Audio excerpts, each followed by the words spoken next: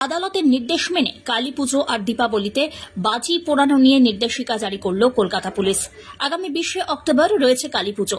আলোর উৎসবের পাশাপাশি ওই দিন প্রতিবারের মতো এবারেও ব্যাপক হারে বাজি পোড়াবে রাজ্যের মানুষ।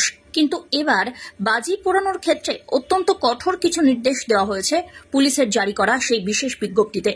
বলা হয়েছে কেবলমাত্র অনুমোদিত গ্রিন ক্র্যাকার্স অর্থাৎ পরিবেশ বান্ধব বাজি পোড়ানো যাবে। একই সঙ্গে এই বাজি পোড়ানোর জন্য বেঁধে দেওয়া হয়েছে নির্দিষ্ট সময়সীমা। কালীপুজো আর দীপাবলি উপলক্ষে 20 অক্টোবর রাত্রি 8টা থেকে রাত্রি 10টা পর্যন্ত বাজি পোড়ানোর অনুমতি থাকবে। ছট পুজোতে অর্থাৎ 28 অক্টোবর সকাল 6টা থেকে সকাল 8টা পর্যন্ত বাজি পোড়ানো যাবে। অন্য কোনো বাজি ফাটানো আইনত দণ্ডনীয় অপরাধ হিসাবেই গণ্য হবে।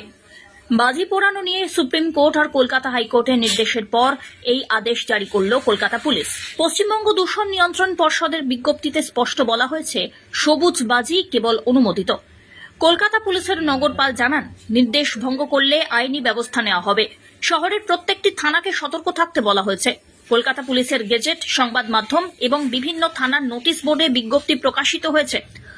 অনুমোদনহীন ও দূষণ সৃষ্টিকারী বাজি পোড়ানো, নির্ধারিত সময়ের বাইরে বাজি পোড়ানো এবং উচ্চ শব্দের বাজি ব্যবহারের বিরুদ্ধে কঠোর পদক্ষেপ নেওয়া হবে।